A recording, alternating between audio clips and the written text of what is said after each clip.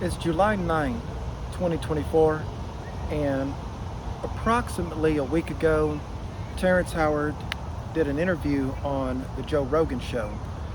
And it was the second interview that he had done with Joe Rogan in about 2 weeks.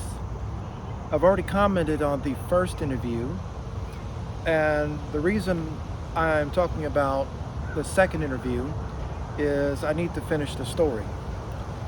I need to finish the story for myself and to look at what was the insights from the 4-hour interview with Joe Rogan.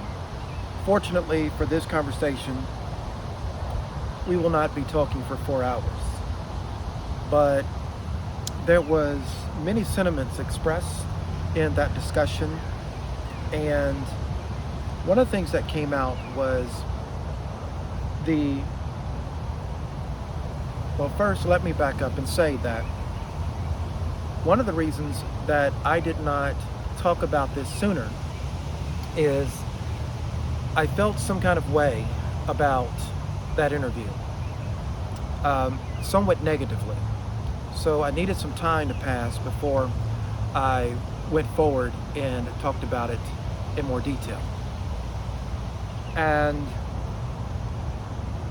there are many interviews out there and many discussions. One of the ones that I can refer you to is Black Magic 363. On that channel, they talked about the Terrance Howard and Eric Weinstein interview that occurred last week, and I agree with their sentiments, and I agree with the way that they're expressing those sentiments. And I've chosen not to express those sentiments in the same way in this discussion. So, yes, I felt that the way that Terrance was approached and how the discussion was placed with him was, it didn't treat his work and the claims that he has been making. I don't think it treated it in the best way. And so let me explain a little bit more about that. So Terrance has made claims not only about mathematics, but about geometry, physics, science, and the nature of reality. That's quite a handful of concepts to try to deal with and come to terms with. And so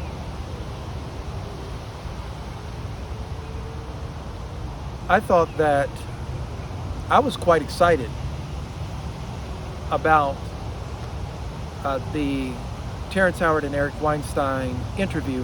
When it came on my feed, it appeared on my feed 2 hours after it was published. I guess they live streamed it. I don't watch Joe Rogan enough to know how he puts his episodes together. I know that about 2 or 3 months ago, I had mentioned Joe Rogan to one of my friends who's a PhD in biological sciences, and he didn't think very highly of Joe Rogan or the platform. So any mention of science and Joe Rogan was met with immediate dismissal.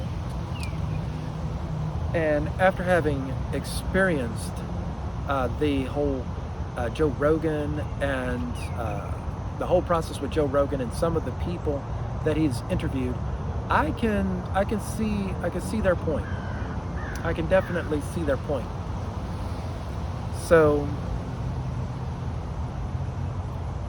what I would say is the positive aspect of Joe Rogan's platform is that while it may be difficult to fact check and verify and see a dialogue that stays to known facts and known material. At the same time, it's a good way for us to see what people really think about these topics. So I've watched a few Joe Rogan episodes, and I've decided I'm not going to actually watch Joe Rogan anymore, or if at all in the future. I was kind of curious based off of his interview with Terrance Howard, but the curiosity has quickly waned. So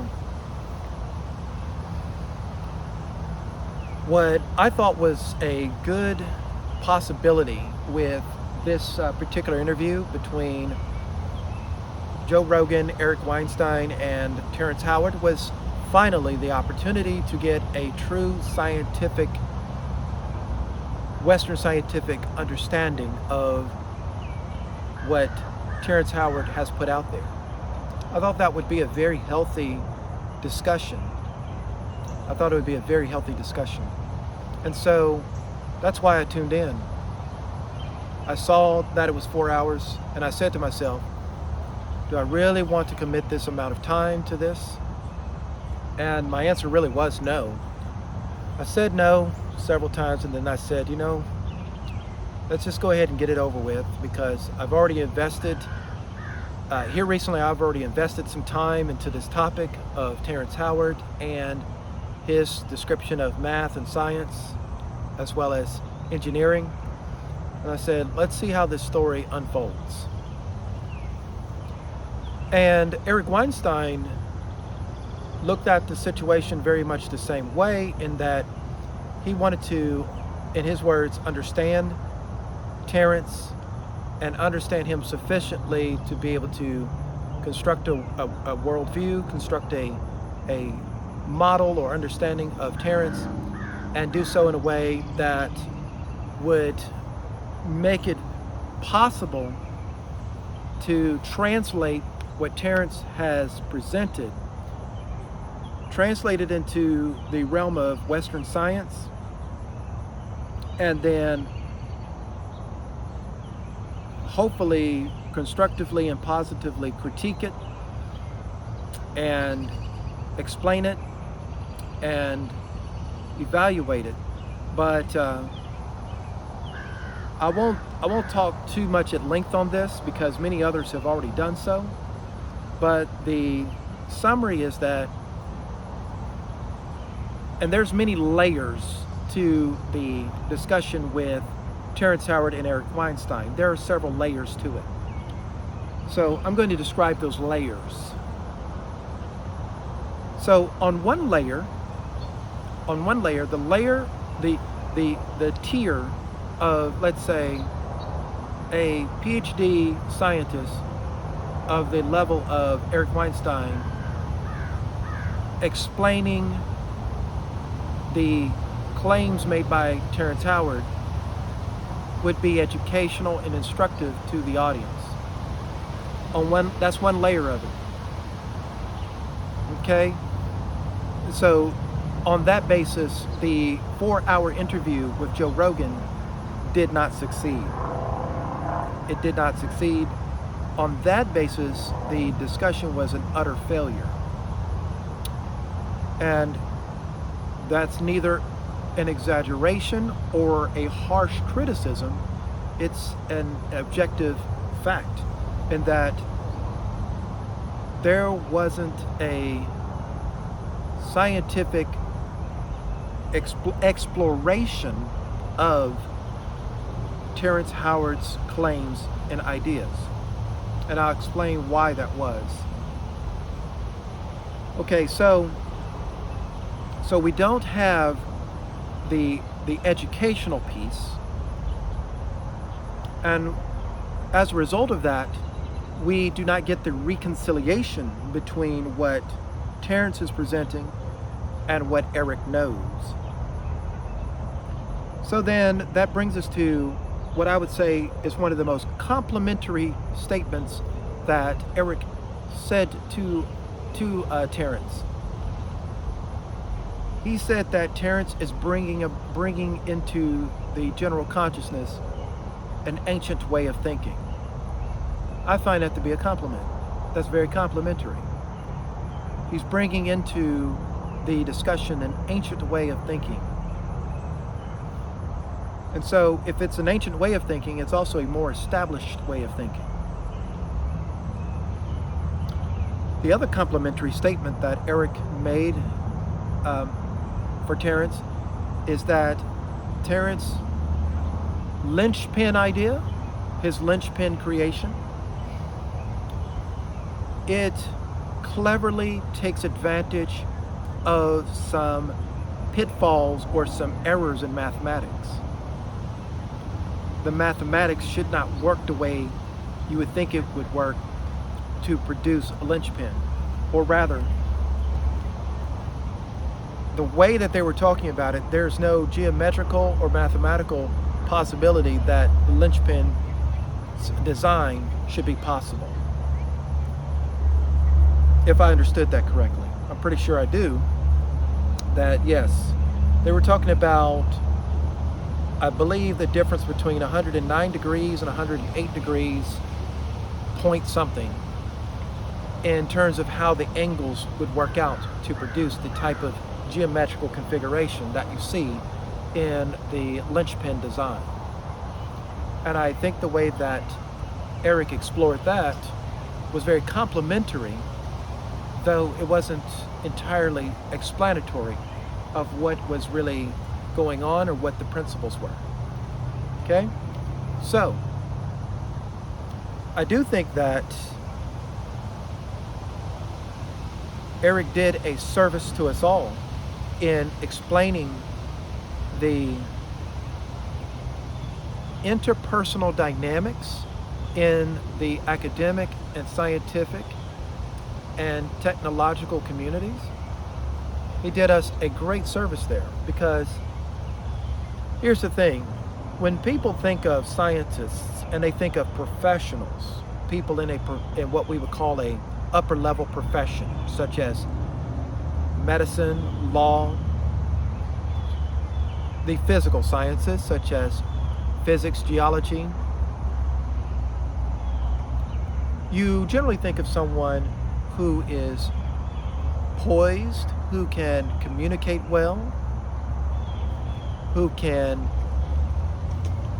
treat others with a measure of consistent and supreme etiquette. Those are the types of personality and behavioral traits people think of when they think of a professional. But the thing of it is that etiquette means very little if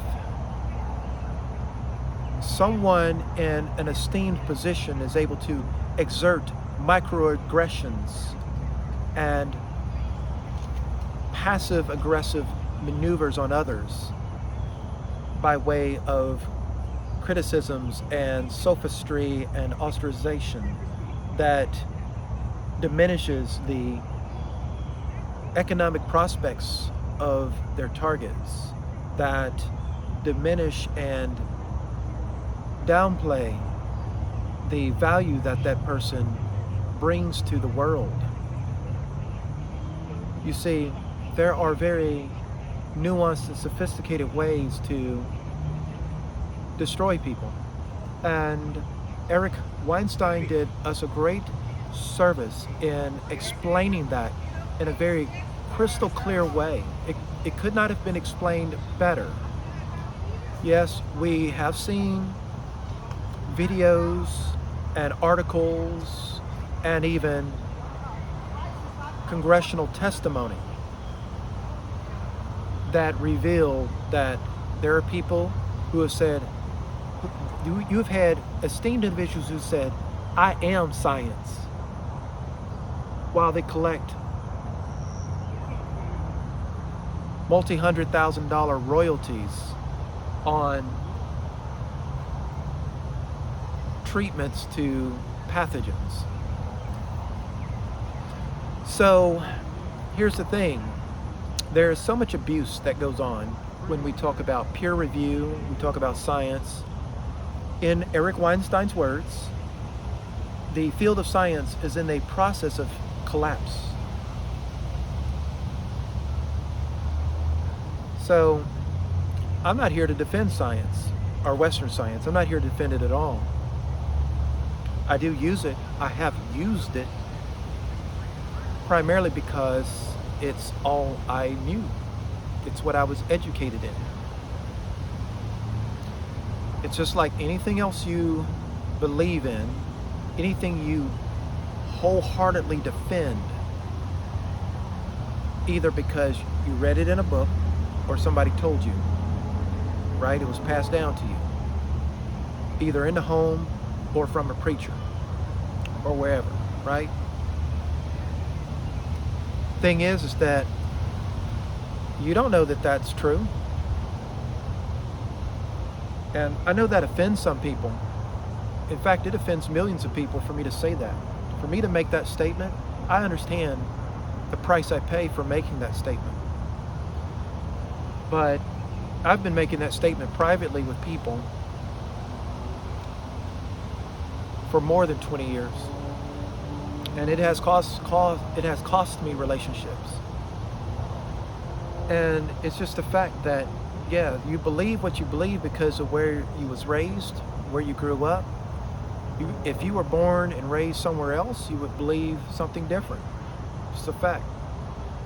So, and the reason why we can make statements like that is because one of the things the European science world has tried to emphasize is objective statements and objective facts and objective evidence. So there's so much contradiction in our reality, in our society, so much contradiction, things that don't fit together, but that are put together, right? Because in an earlier video that I had about Terrance Howard, I said two systems can coexist. You can have a system where 1 times 1 is 1 and another system that 1 times 1 is 2. You can have two different systems. See, in higher order mathematics, you can make numbers do whatever you want them to do. So you can have different systems of mathematics, different systems of numeracy, right? You absolutely can. One of the books I've read that shed light on that for me is the Princeton textbook of mathematics. I believe that's what it's called. I think it's like 1,500, 2,000 pages or something like that. So anyway, it covers every mathematical process that's out there.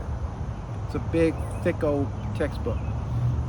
I didn't buy the thick textbook though. I got the electronic version because all of my books are electronic at this point, the vast majority of them. But I've seen the physical version of this book, and it's a big book. And one of the things that you learn studying materials like that, one of the things that I've learned in my math journey, is that what the general public is taught about mathematics in high school and earlier is one level of mathematics. It's just simply counting. And it makes you very fit for jobs where you have to count money or just do basic arithmetic. And then as you scale through the mathematics, you move through algebra, you move through trigonometry and calculus, and you just keep going. One of the things that's taught in higher order mathematics is that math is not about quantities. Math is not about counting and quantity. Math is about relationships. It's a relational science. Math is about the magnitudes between related or unrelated objects and how you can explain those relationships in terms of their order and their magnitude. That's one way I can paraphrase it. There's many different ways to say that.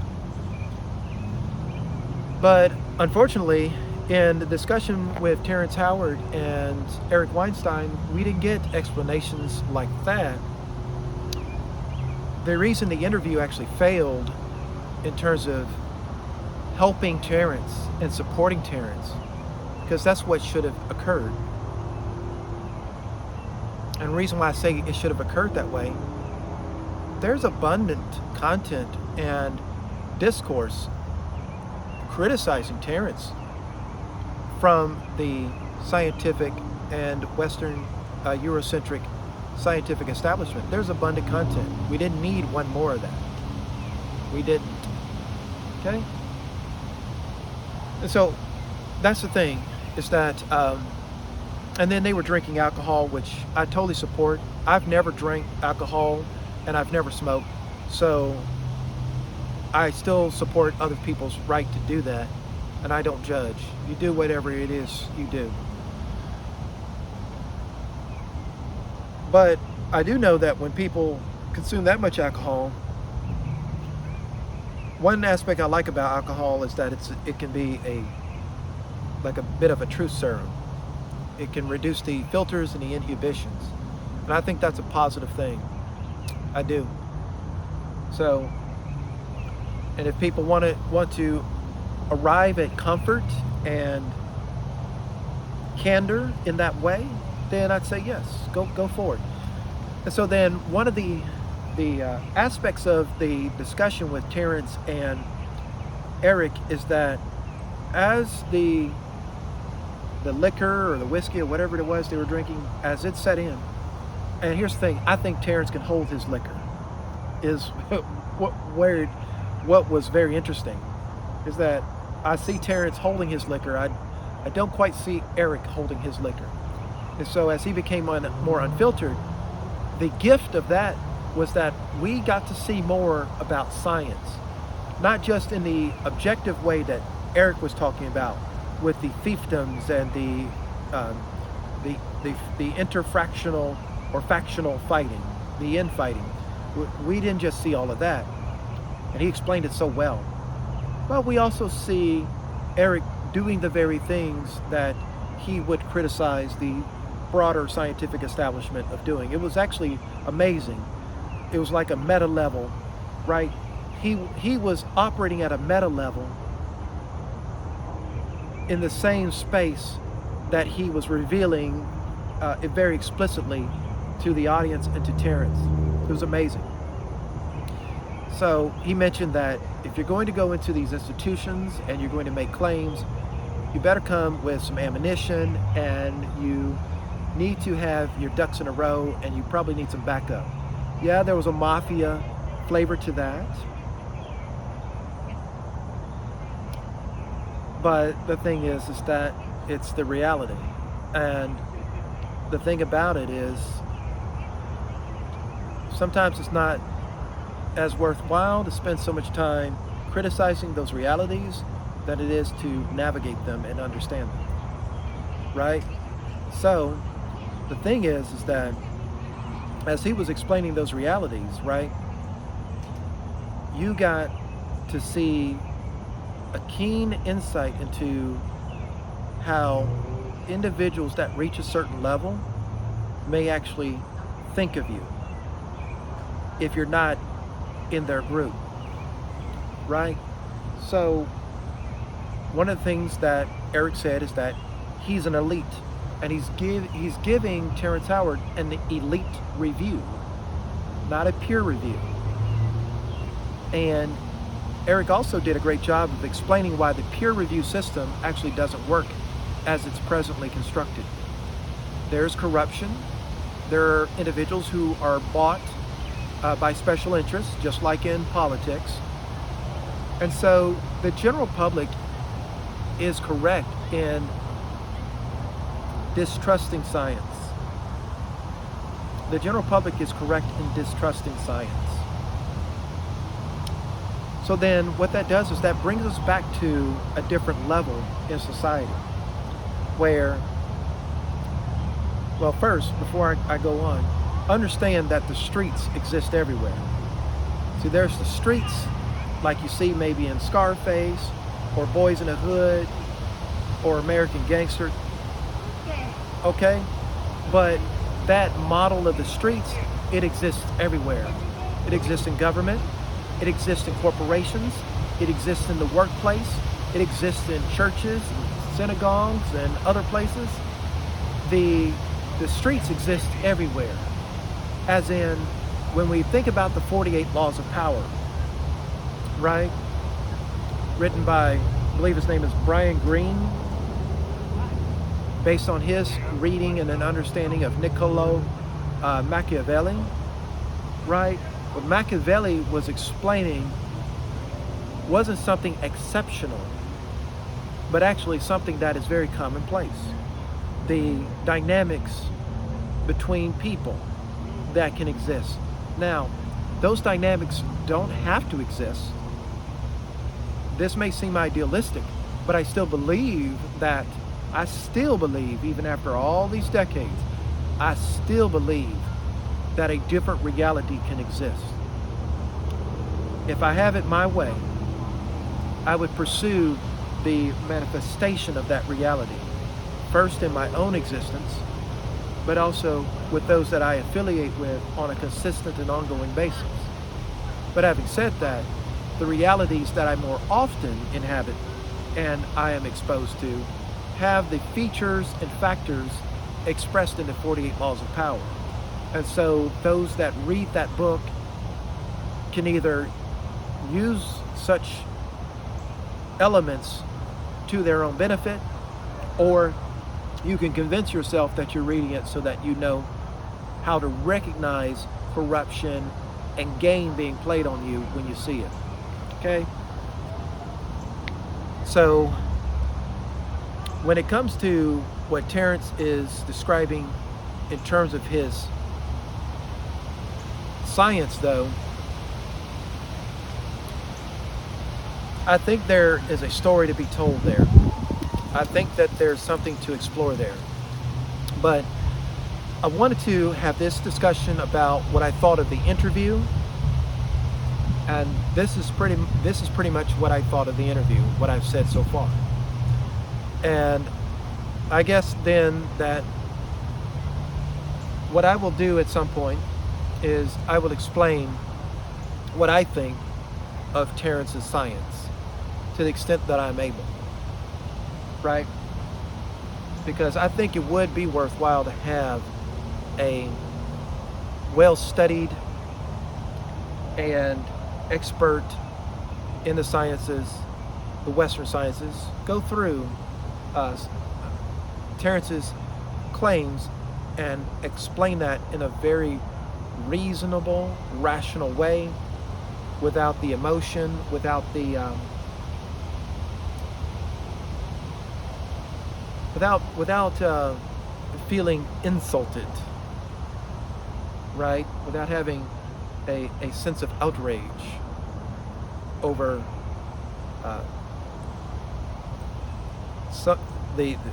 without the right table manners being observed, so to speak. So